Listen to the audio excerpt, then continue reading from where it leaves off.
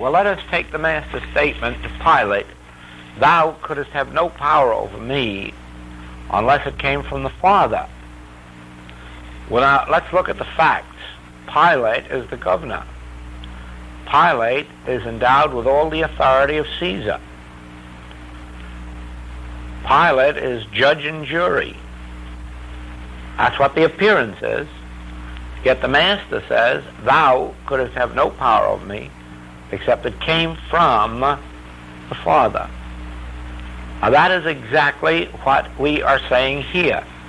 Man has no power to be just or unjust, to be good or bad, to be sinful or pure. He has no power to be sick or well. Why? Because all power is in God, cometh forth from the Father, within the Father in heaven. Now, the moment you begin to perceive that point, you begin to withdraw power from concepts, from forms, from persons, from conditions. That's all done by you consciously. There's no power outside of you that can do it for you. It is you yourself who must learn to look out at man. You might look at Stalin, or you might look at your favorite peeve, and just look right at them, as the Master looked at Pilate, and say, "Oh no, no, I see now that you are a concept, you're an image, you're an effect, but the power is in God that made you. Even your thoughts haven't power. It's the God that makes your thoughts that has power. You have no power. All power is in God." Now you learn to do the same thing with the condition of disease or sin or lack. You don't just close your eyes and say there is no such thing, or there's no reality in it. That's like the ostrich burying its head in the sand. You can't, by ignoring a thing, change yourself or the thing. You have to be willing to look any form of error right in the eye. Any form. I don't care how ugly its appearance. I don't care how nasty or how threatening it is. Man with a gun in his hand. Look right straight at them with the conviction, you have no power. God has the power. The God that directs you, that moves you, the God that is your mind, and the God that is your soul, the God that is your spirit, the God that gave you life, the God that gave you mind, that is where the power is. And so you look at a condition and you say, why, where did you come from? You're an effect. You're not a cause. You're in effect, something produced you. Whatever produced you is the power. Now what could produce you if God made all that was made and nothing was made except that which God made? Then only God could have made it. You say, did God make disease? There isn't any disease. You're not looking at disease even when you see disease, any more than you're looking at water when you see the water on the desert. The mere fact that you see water on the desert doesn't mean you're looking at water. You're looking at a mirage. And there's no power in a mirage, and you know it. Now, when you're looking at a disease or feeling a disease, you're not really looking at a disease, you're not really feeling a disease, because there isn't any. How can there be an infinite God good and a disease? Make up your mind, have one or the other. An infinite mind God, good, and everything is made in God's image and likeness. So even when you're looking at what the world calls a disease, you're not looking at disease. You are looking at an image, a mirage, an illusion, an appearance, if you like. And there's no power in it. And it is in that realization that healing takes place. Not in denying it, not in turning away from it, not in trying to rise above it, but in looking right at it and saying God made all that was made, and all that God made is good, and anything God didn't make wasn't made. And so, whatever you are, You have no power because the God that made you is the only power. Now be sure that you don't go back to mental science and say, oh, there's a mental cause for a physical disease, or you'll have two causes and you'll have two chapters of Genesis, and then you'll be in trouble again. You see, the second chapter of Genesis is not God's creation, it's man's concept of God's creation, and that's where all the trouble comes in. Man looks at it and gives it a name in accord with his concept of it. And then he says, oh, you're a snake and I fear you. And from then on he lives in fear of a snake. But a few rare people in the world say, well, God must have made a snake too. And a snake is never poisoned by snake poison. They're full of it, but they're not poisoned by it. So maybe it isn't poisonous in the snake, it's only poison when I accept it as poison. I accept that concept of it. As a matter of fact, they take that poison out and make remedies. It's a strange world when you stop to think how we fear a snake bite, and the doctor takes the same substance and puts it into us with a needle and cures us of something. Now, it's all a matter of concepts. What you see, hear, taste, touch, and smell is not God's creation. It is not God's creation. It is a concept of God's creation, and there's no power in it. There's no power in anything that you can think about. See, hear, taste, touch, or smell. All power is in God.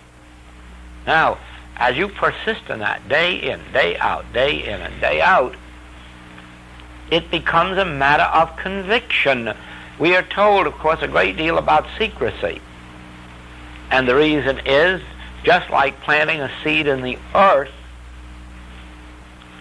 that you bury it and you leave it there. You don't dig it up to keep looking at its progress. You leave it buried in the earth. And in that darkness, it breaks open and takes root, and all the rest happens after that. Well, so it is with us. We take this seed of truth into us now. And that's all this is. This is a seed of truth entering consciousness. Now, we should not discuss it with anybody, because that's like digging up the ground and looking at our seed. We don't discuss it with anybody. We keep it secret and we keep it sacred within our own being. And we ponder it, think about it deep within our own being. And we practice it until it has a chance to prove itself. Now, all anyone has to do is to realize this, first of all, that, well, the Master put it this way: why callest thou me good? There is but one good, and that's the Father in heaven. All right? If you are not to call Jesus good, then don't call any man good. Don't call health good. Don't call wealth good. Don't call man good. Don't call happiness good. Call only God good. In other words, don't ever call any effect good, because the good is in the cause. Now, once you see that, you'll understand that it's just as erroneous to look at anything and call it bad. If it isn't good, it isn't bad. Why? Because if it hasn't any good power, it hasn't any bad power, because all power is in God. Now, the moment you can take good power out of an effect and bad power out of an effect, you have obeyed Jesus on 2 points. You're not calling him good, you're calling God good.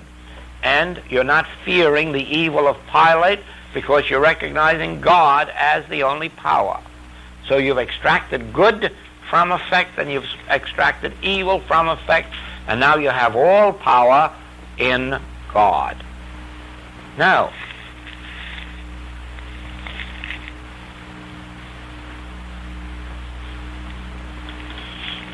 it is a very difficult practice, very difficult, to learn to look at people and events and prevent yourself from calling them good or evil. We are so built up in our humanhood of the conviction that everything and everybody is either good or evil, that we immediately look at them and then pronounce judgment. Now, we're not always correct, even humanly, in our judgment.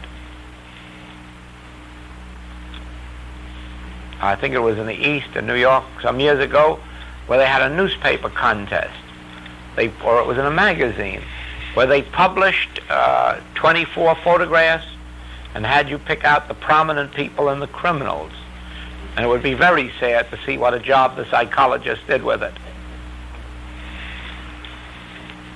You see, there is no way of judging righteous judgment by appearances. And so we come to one of our great points here, given us by the Master.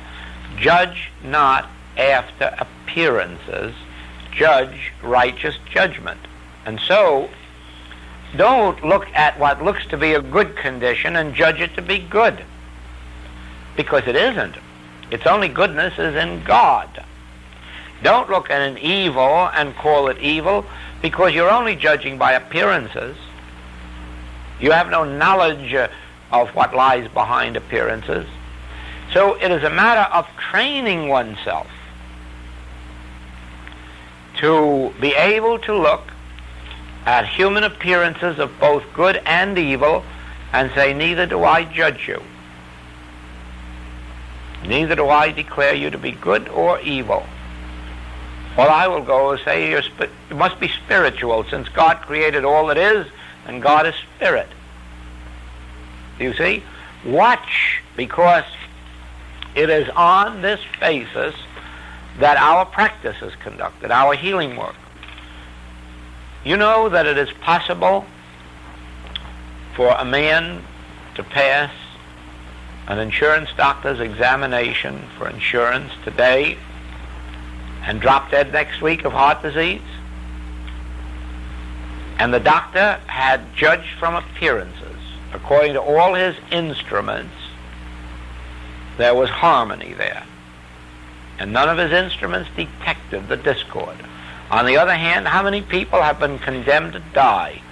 Oh, they won't live a week, they won't live a month, and here they are and the doctor's gone. Because, again, they were judging by appearances. The doctor says you can't live a week or a month, but he doesn't know what is going on in your consciousness that is operating to defeat his judgment. That happened to me in 1921. I was given 3 months to live. I was examined at St. Luke's Hospital in New York by the head doctor and his assistants, and they said the most I could hope for was to live till October or November of 1921. They missed it by a little. And but the thing was this, that probably judging matter by matter, they may have been right. But they didn't know me. I just wasn't ready to die, that's all. And so, when they couldn't do anything about it, I just hied myself over to a Christian Science practitioner, and in 3 months I was healed. There are forces at work that doctors don't know anything about. Yeah, but there are forces at work that you and I don't know anything about, or we know too little about. And so there is no use of judging by appearances. Here was this Star Daily, a criminal in jail, and today a metaphysical lecturer on the spiritual platform. And you know, when the parole board judged by appearances, when he came before them, they said he can't be let out under 32 years, he's so bad. 3 years he was out, and you all know him, most of you. Now, it is the same way that anyone may be a sinner today and a saint tomorrow. Anyone may be dying of disease today and have life eternal tomorrow. It isn't a question of what you or I judge by appearances. If we want to judge righteous judgment, the truth is this: God is your life, so you're eternal. That's the truth. But if I were to say, oh, you're in good health today, or you're in bad health, or you have integrity today, or you haven't integrity today. I'm judging by appearance. I don't know the reality of you. I only know the appearance of you. Now, by withholding judgment, by not judging you, and this is all based on the Master's way of healing, by not judging you, by neither judging you nor condemning you, I say, I know nothing about you except that you're made in the image and likeness of God. I don't know if you're good or bad, I don't know if you're sick or well, but I know you're made in the image and likeness of God, and I stand on that. All that God is, you are. All that God has, you have. God constitutes your being. I can't see that with the eyes. No. But with my eyes, I can only judge by appearances. I could even judge how old you are and how many years you have left to walk on earth. But I could only do that with my eyes and human judgment. And then you turn around and fool me. Do you see what I mean? There's no such thing as judging by appearances, because you are what you are. And what you are is God manifest, God expressed, God being, Christhood. That's what you are. So whether I say you're good, I'm wrong. If I say you're bad, I'm wrong. If I say you're healthy, I'm wrong. If I say you're not healthy, I'm wrong. Your spirit. That is the truth.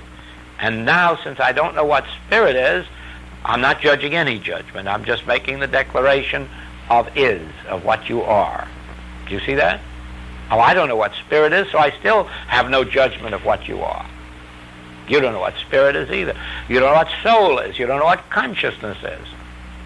So the moment you say, well, you are soul, you are saying you are what you are, and I don't know what it is. I have no judgment whether it's good or bad or short or long. I only know you are soul, spirit, life.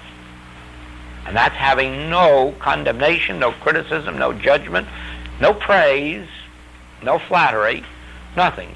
You're just stating the truth. You are spirit. And that's the only truth there is. The moment you qualify that and say good, bad, rich, poor, healthy, sick, young or old, you are in the realm of judgment, of concepts, of appearances, and you'll make no progress that way.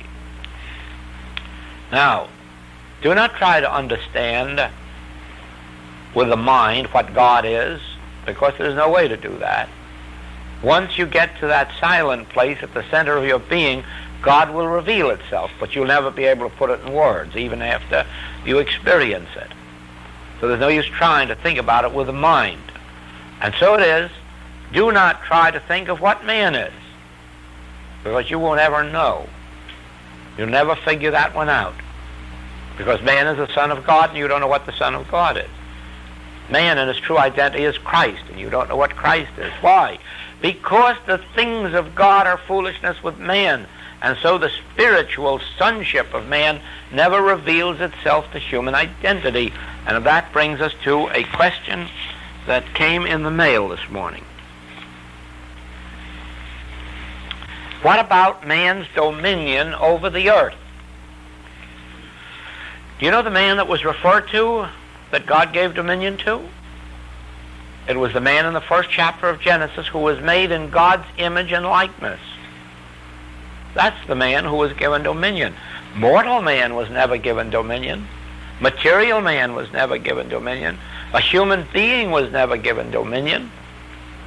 But the image and likeness of God, God made in man's image and likeness, was given dominion, and that is the man you are when you stop thinking about appearances. You are only the image and likeness of God when you stop having concepts, when you stop having opinions or beliefs about this universe. When you are sitting back here and have said, "Speak, Lord, thy Father, thy servant heareth,"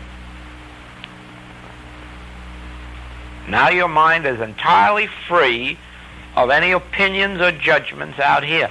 Now you're the Son of God. Now you're in tune with the infinite.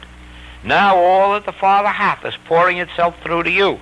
God does not impart itself to human beings, because if God did, there wouldn't be a sick one or a sinful one, there wouldn't be an accident, there wouldn't be a war.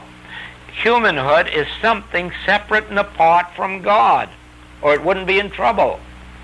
God's image and likeness isn't in trouble. God's image and likeness isn't dying. God's image and likeness isn't poor. God's image and likeness is not a battlefield. And you are only God's image and likeness when you have learned to stop thinking good and evil.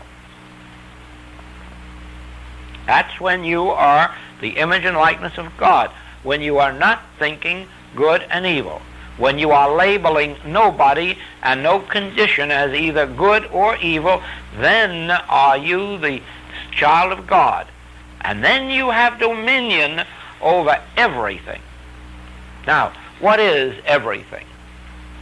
Everything is concept. Everything that exists on earth is concept. Everything on earth is a concept. So that since you really and truly are God's image and likeness, I have no control over you. But since I'm sitting up here entertaining a human concept about you as being young or old or rich or poor or sick or well, I have dominion over my concept of you. And the moment I have attained dominion over my concept of you, I behold you as you are, and I'm satisfied with that likeness. In other words, you haven't been changed, because you were the Son of God all the time since before Abraham was. All that has changed now is my concept of you. And that's what constitutes healing. We have no power over anybody. God never gave one person power over another, even for good.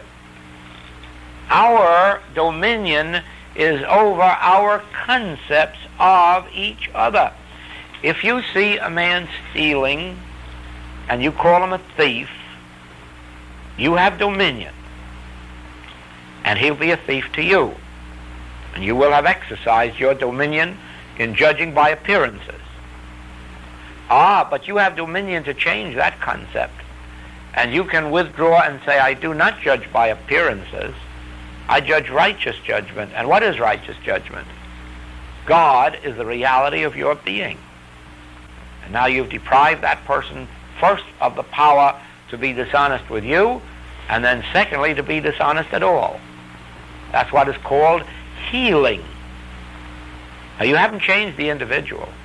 You have changed the concept of the individual. You've withdrawn judgment. You've said, neither do I condemn thee. Why? I would have condemned you if I'd thought you were doing something wrong. But I know thee who thou art, Christ, the Son of God. And so you had dominion over your concept. Now let's take it and let's have dominion over the concept called disease. The concept of disease is that it is fatal. Even little ones become big ones and become fatal. That is the concept of disease. The concept of germs is that they spread disease. There is infection or contagion in germs. That's the concept of them. All right. Now, exercise your dominion. And say, wait a minute, let's look at these little fellas. Who made you? If you're made at all, God made you. If you have any life at all, it's God life. If you have any intelligence at all, it's God intelligence. Because all power is in God, not in you. You have no power. You are effect. You are concept. I am not going to judge by appearances. I'm going to judge righteous judgment. What is righteous judgment? All power is in God. Now, you haven't done anything to the germ. You've exercised your dominion over the concept of germ, and that germ goes merrily along, but it doesn't infect anybody. It doesn't hurt anybody. It doesn't harm. All of us who have been in the healing work have had loads of healings over infectious diseases, contagious diseases. Even some have helped to stop the spread of infection and contagion in school and in epidemics. Everyone who's ever worked in the flu season, in this work, in spiritual work, has proven that the infectious or contagious germ isn't infectious or contagious. That's only a concept about it. And so it is You do not judge. You don't condemn. You don't get rid of germs. No. You judge righteous judgment. You look at them and you say, well, here you are, effects. Oh, well, that settles it right there. If you're an effect, you can't be a cause. And if you're an effect, you can't have power. Well, now look, here's an illustration of it. Here's my hand. Let's call that what it is, an effect, isn't it? You understand that it's an effect? Do you believe for a minute that's the cause? No, it's an effect. Now, can it pet or can it punch? No, it can't do a thing except stay right here. Why? Because it's an effect. All the power is in me. I can pet or I can punch, but not the hand. Do you see that? I am the dominion over this. Well, now go up and down your whole body, and you'll find in the last analysis that God has dominion over your body. You see that?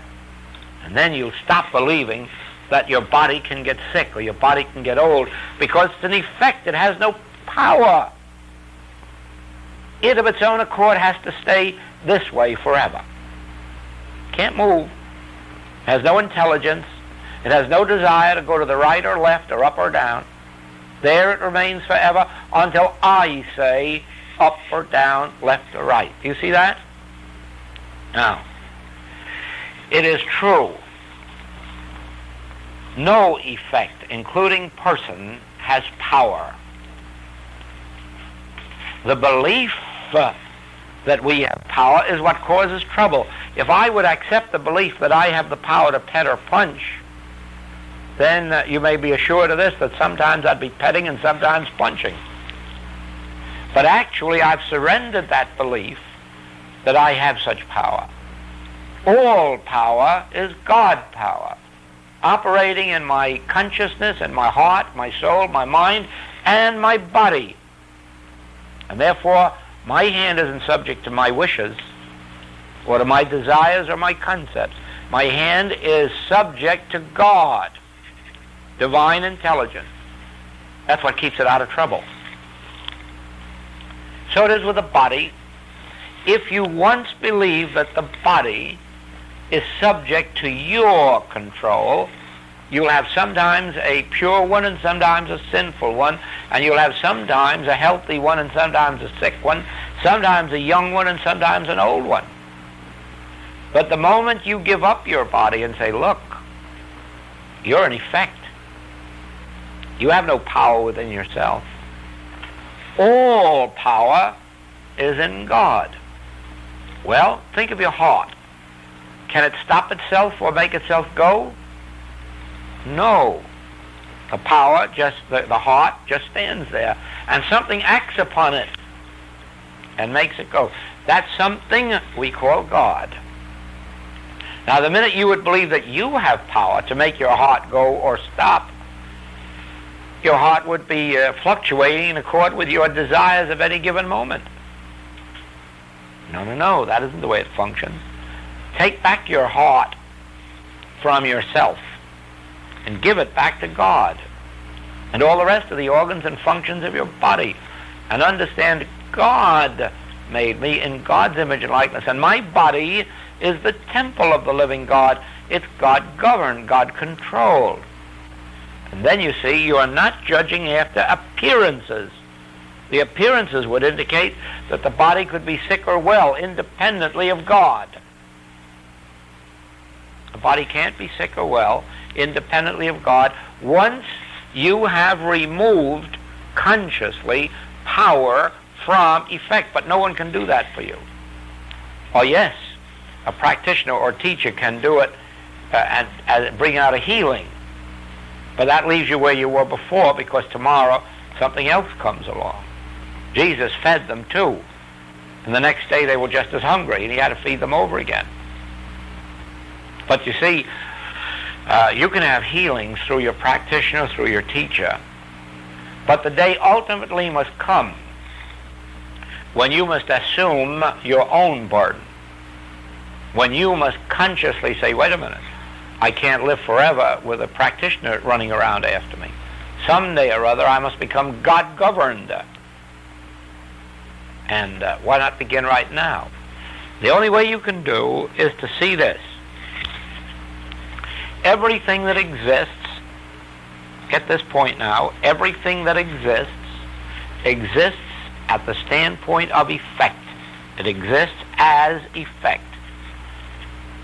All else is God, which is invisible. But so far as anything visible, whether you can see it, hear it, taste it, touch it, or smell it, it exists as effect, and there is no power in effect.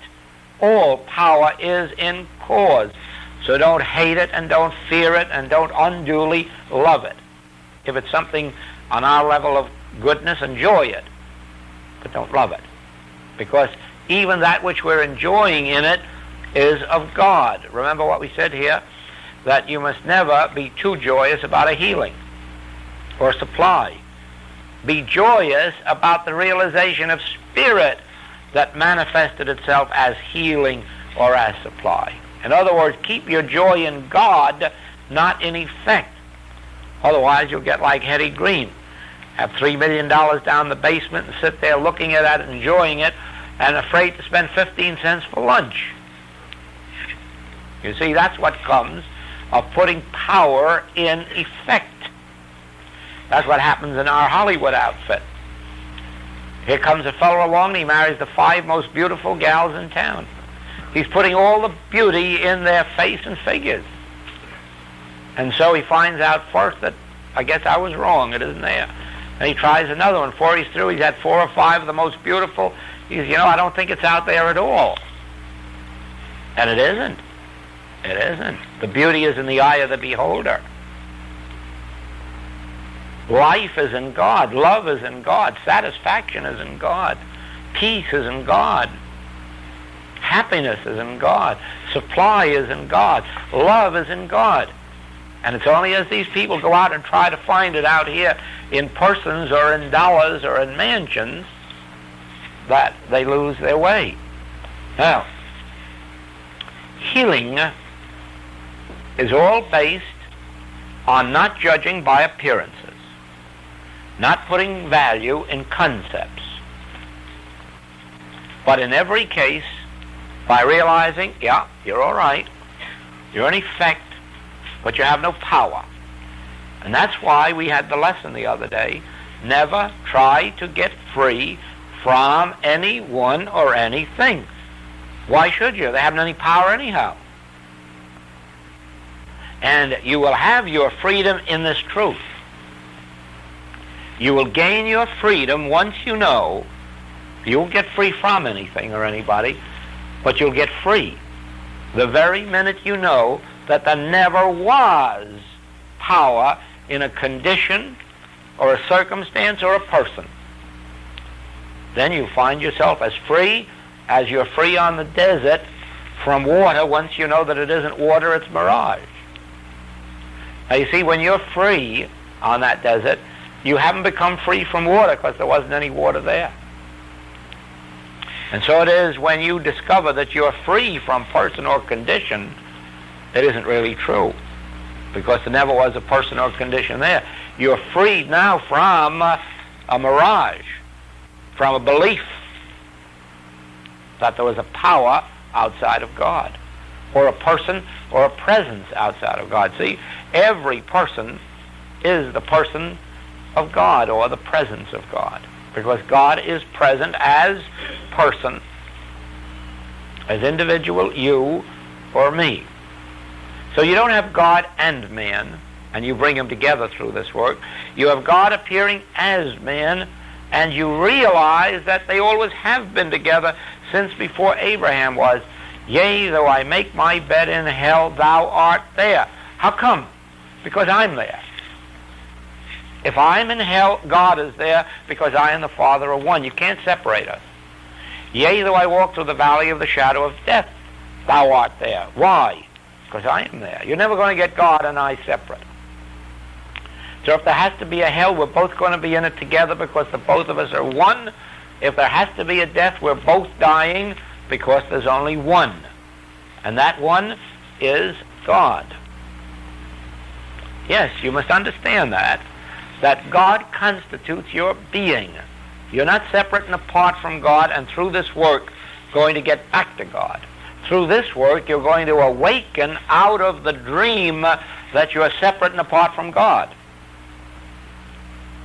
This work acts just the same as if you were asleep and dreaming and someone came and awakened you. If you've been dreaming that you were drowning in the ocean, their awakening you doesn't take the water away from you, and it doesn't take you out of the ocean. It reveals to you that you're home in bed. And so this work never takes you out of sin, disease, or lack. It wakes you up, and then you look around, I'm in heaven. Yes, you'd been there all the time, dreaming you were in hell. Now, we are in the dream as long as we are seeing person as having power, or as long as we are seeing condition as having power. As long as we are judging good and evil, we are in the dream. The moment we can wake up and say there is no such thing as good and evil, there's only spirit, we are out of the dream. Take my word for it, that as long as you judge anything or anybody by the terms of good and evil, you are in the Adam dream. The moment you can withdraw your judgment and say you're neither good nor evil, you're neither dead nor alive, you're neither rich nor poor, you're neither good nor bad, you're spirit, that moment you are waking out of the dream. And when the realization of that comes, the dream's no longer there. The whole secret lies in the fact that we individually and collectively must do it. That is why we have such small groups. This truth that I'm giving you, that I'm telling you, that has been revealed to us throughout the ages, is a truth that will really make man free. There's no doubt about that. Ye shall know the truth, and the truth shall make you free. Man could be free of his sins, his diseases, his wars, his lacks, and his limitations right now, if you could get him to accept this. And I just think what would happen if I went down to the prize fight arena and told them this. It is only because the world lives in the dream, judges by appearance, and accepts it as real, and there's no way for us to convince anyone to the contrary until they themselves have made enough progress. Do you have ears and do not hear? Do you have eyes and do not see? Until you have an inner ear and an inner eye, until you have a spiritual awareness, there's no use of telling this to you, because you won't enjoy it, you won't believe it, and you won't demonstrate it.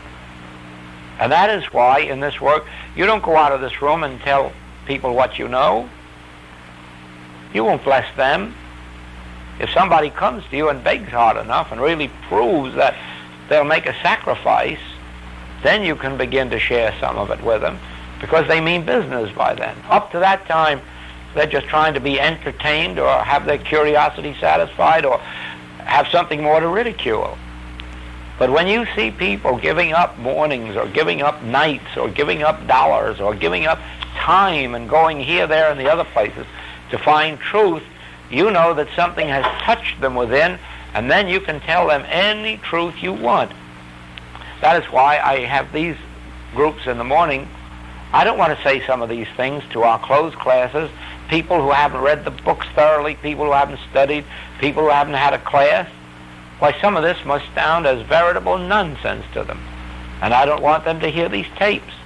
These tapes are for people who are far enough, the practitioner tapes are for those who are far enough along the line to know what I mean when I say stop judging by appearances, stop having good and evil, stop placing power in disease. You are supposed to be at that point now where it can be said to you. Why is that true? Because nobody invited you here. You brought yourself here. You put yourself in here. It was you. There was no urging, no coaxing, no promising that you'd find the kingdom of heaven or health, wealth, and harmony. You brought yourself here. Therefore, whatever brought you, we must understand to be the urge of God in you. And that means you are prepared to hear this message. Now, don't go out and give it to people who are 1 year behind you or 5 years behind you, or who have no interest, or who would try to understand it with their mind. No one can understand this with their mind. This is something that has to penetrate into your inner consciousness. The things of God, of truth, are foolishness with man. So don't try to go out and give it to some man or woman just because you'd like to take him into heaven with you. Because you won't get them there that way, and you'll deprive yourself of something. But hold this within your own being in secrecy and sacrecy until you demonstrate it. That which you realize in your inner being will be made manifest outwardly in demonstration, but not through speech. You can't go around with a sign on your back, I am good, or I am spiritual, because they're not going to believe it. But you can show forth what you have learned, and then they look at you and say, oh, you are good, or you are well, or you are better, or you are improved. Now,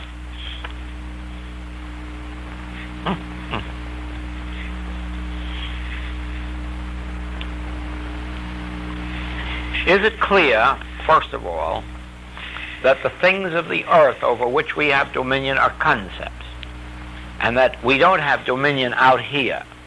Don't try to make it rain out here or make it the sunshine out here. Don't try to make somebody well out here. Don't try to get somebody employed out here.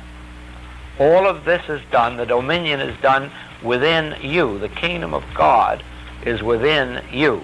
So don't do it out here, do it inside your own being. And you do it by having dominion over your concepts.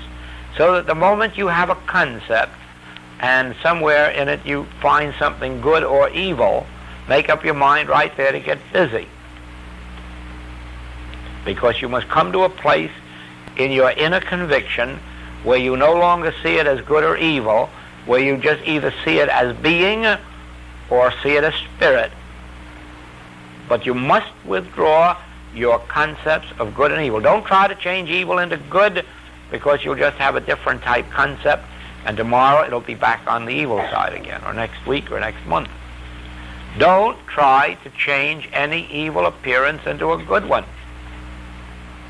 On the contrary, change all the good ones as fast as you change the evil ones. Don't be happy with a good appearance, because someday it will fool you and change to a bad appearance. If you look at a thing and see it evil, your natural reaction is to want to see it good, and you're in the wrong boat in either case. What you must do is look at it and not try to see it good, but to see it as spirit. Neither good nor bad. Spirit. What is spirit? I don't know. That's fine. Once you admit you don't know, there is the wisdom of ignorance. There's the wisdom of ignorance. Always be careful of a person who is sure they know metaphysics, because there isn't any there at all. Nobody knows any metaphysics. No matter what you know, it isn't true. And the sooner you begin to understand that, the better off you'll be. Somebody will say, you know God? No, I don't know God. How can God be known anyhow humanly? As a matter of fact, if God is infinite, what is it that would be knowing about God? An illusion would be knowing about God? I doubt it very much. No, it doesn't work that way. It doesn't work that way. Be sure that you're wise in your ignorance. One of these books in the Bible has a lot to say about the folly of wisdom and the folly of ignorance and man's wisdom and so forth and so on. Ecclesiastes, Proverbs, they know all about this. Man Solomon knew all about these people who are so wise they're taken in their wisdom. No. Don't be among those who know truth. No, be satisfied to let truth know itself in you. Let truth know itself in you. Don't you go knowing truth. Let truth know itself in you. You recognize your own nothingness. I can of my own self do nothing. If I speak of myself, I speak a lie. What do you think I'd be doing if I said I had understanding? I'd be speaking about myself, and I'd be bearing witness to a lie. It isn't I who have understanding, and it isn't my understanding that helps anybody. It's God's understanding that helps. Not mine, not yours. I'm perfectly willing to let God have all the understanding because I've had periods when I thought I had some. No, you have no understanding and you never will have. God is infinite understanding, and you just turn within and let God's understanding be revealed to you. Just be satisfied with that. And above all, learn that it is just as erroneous to label a thing good as it is to label it bad. Now that is why we have a series, a Honolulu series, that has the title of God Is. And that brings out this very point. You see,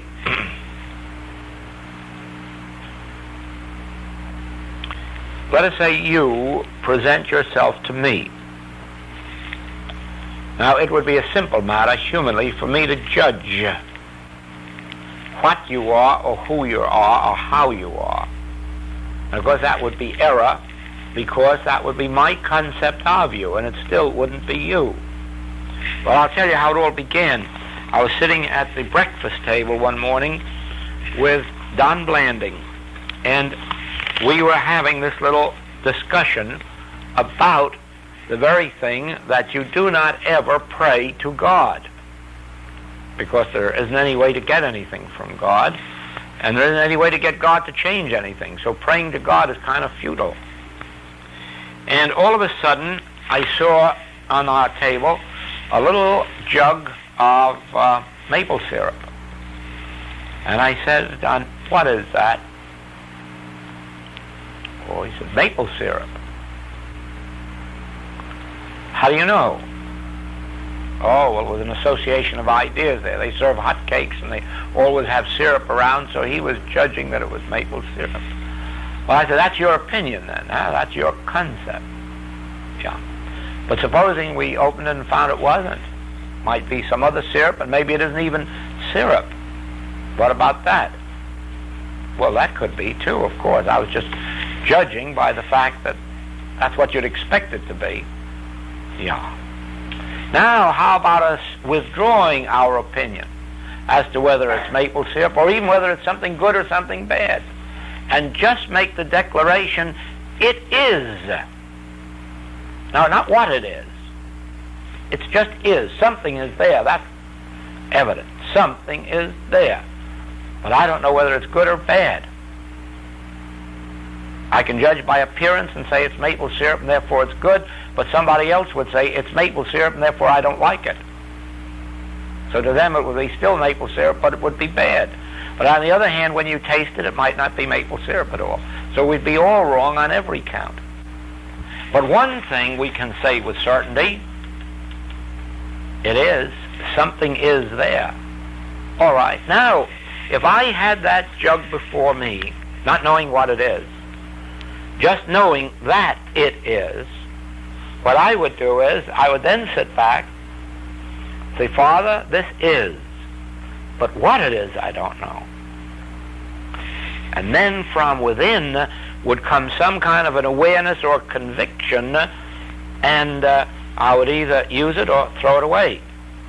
I still wouldn't know anything about it except the instinct that would come assuring me that it was good or bad or usable or not usable, and so forth. In other words, what it is would be revealed to me within. All I know is, it is. Now that is exactly the way I do with healing work. You present to me yourself or your condition. And frankly, I know nothing about that. I'm sure that I know less about anatomy than almost anybody in the world. And I certainly know less about all those things that make up what the world calls its ills. But you present yourself to me with your problem, and I turn within. And all I know is something is here. Now, Father, you define it. And usually I get that click, that awareness, which is just the same as if it said, this is my beloved Son in whom I am well pleased. Don't malpractice it. And when I get that, that is when the healing takes place. The moment I get the conviction within that you are the child of God, or there's nothing present here but the presence of God, and there's no power here but the power of God, that's when the healing takes place. Now, if I were to sit in judgment and call you bad, or your condition bad, or something, where am I to go? And what am I to do? Oh no. Spiritual healing consists of being able to face the world without an opinion of good or evil. Retiring within and saying, Father, what is this? And then the Father saying, well, this is my beloved child, in whom I'm well pleased. Or the Father will say, why, this is the presence of God. Or this is the power of God. Or this is nothing separate and apart from God. Now, it doesn't always come in words like that. It comes in the conviction or awareness of it.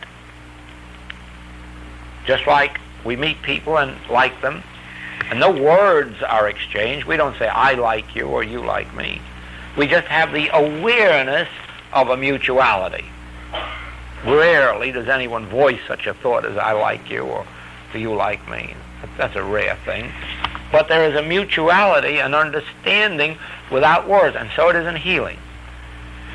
There may be a time when we'll say, I like you or I love you, but it's very rare. And so it is that it may be occasionally that God speaks to us in an audible voice, but it's rare. Mostly it comes as a conviction, and we abide in that conviction. All is well, or I am on the field, or thou art my beloved child. And all of this comes with your ability to have neither good or evil. Judge neither good nor evil. Judge not by appearances, judge righteous judgment. Well, you can't judge righteous judgment, because judgment belongs to God. Neither do I condemn thee, neither do I judge thee, neither am I a ruler over thee. Therefore, the righteous judgment must come from God, and it can only come in the degree that you are listening. As you are listening to me now, so in your inner silence you must be listening to God.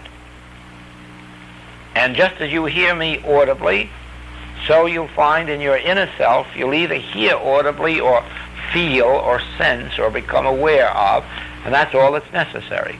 Only be careful that you haven't prejudged as evil and turn to God for help. Because here comes our little final secret today. God neither gives nor withholds. And there's no use of looking to God to give or to withhold, because there is no giving God and there is no withholding God. God is. And this is enough to know. God is. God is omnipresent, right here where we are. So there's no use of going to God to get God to be present. God is present where we are. God is omnipotent power of good. No use of going to God to get God to be good. There's no use of going to God to get God's power, because God is right here with all of God's power. The secret of this work lies in the word is. God is. Harmony is. Life is. Love is. Peace, joy, power, dominion is. Why? Because God is. God is infinite. God is omnipresence. God is omnipotence. God is omniscience. God knoweth your need before you do. And it is God's good pleasure to give you the kingdom. There's no use ever turning to God for anything. Turn within yourself for a realization that God is. I shall be satisfied with thy likeness. Or, thy grace is my sufficiency. Well, don't try to get God's grace. God's grace isn't something you can ever get. God's grace is something that is. God governs this universe by grace. Not by law, not by desire, not by will, but by grace. And so God's grace is omnipresent in our consciousness. And there's no use of praying for it or asking for it. Recognize you couldn't exist without God's grace. So God's grace is closer to you than breathing, nearer than hands and feet. The secret of this entire work is bound up in the word is. You can go back to Moses, of course, and put it in the term I am. That's just like saying is. I already am. Don't go seeking me. I already am. Let me catch up with you. Oh, that would be better. If only we wouldn't run away from God. If only we would sit still and let God catch up with us, because God is here closer than breathing. I already am mighty in the midst of you. I already will never leave you nor forsake you. I already am with you since before Abraham. All that I have is thine. Son, thou art ever with me.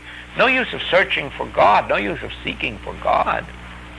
Get still and let God reveal itself within, because God is already there, eagerly waiting to reveal itself, like sunshine is out there waiting for us to roll up the shades, like flowers are out in the park waiting for us to go over and enjoy them. It's already there. The fish are already in the sea. The birds are in the air. The crops are in the ground. The cattle's on 1,000 hills. Everything already is. All we do is inherit it. You are heirs of God. Joint heirs. You don't work for it. You don't deserve it. You don't labor by the sweat of your brow. The belief that you must is what is causing all of this hard work in the world, and stealing from each other and cheating each other, or competing with each other, not caring if our competitor goes out of business as long as we stay in business. That's all wrong. And there's no need for it. No need. There are enough people within range of my consciousness to fulfill all that I shall ever need in the way of students or patients or dollars. But there's enough within range of Mrs. Clo's consciousness and Mrs. Jones's consciousness and Dr. Smith's consciousness. There is sufficiency for everybody within range of their consciousness. There's no such thing as dividing up. It's a multiplication from within. But there's only one way to demonstrate it. And that is by not trying to demonstrate it. That's all. You must give up all attempts at demonstration, because God already is. God already is. God already is fulfillment. God is already completeness. As a matter of fact, the statement says, God's grace is my sufficiency in all things. Now, why should we want anything else but God's grace? And we already have that. So it really means that my recognition that God's grace is my sufficiency is my prayer or treatment or communion. Does that begin to have a little clarity? Remember, any questions on this must be settled before this week is over, because today is an important day in our experience. And if you have any questions, any doubts, on any uncertainties, write them down. You don't have to sign them. We're not interested in personalities. And then the question is asked about having a manuscript of this class. And I don't know, I would like to, but whether or not it can be done on is a question. My secretary has enough manuscripts now to work on way into next March. And I'll be away until January, and I don't know how it's to be accomplished. So unless it's in God's plan and He can push it through without my knowing it, I don't know that it'll be any other way than on the tape. But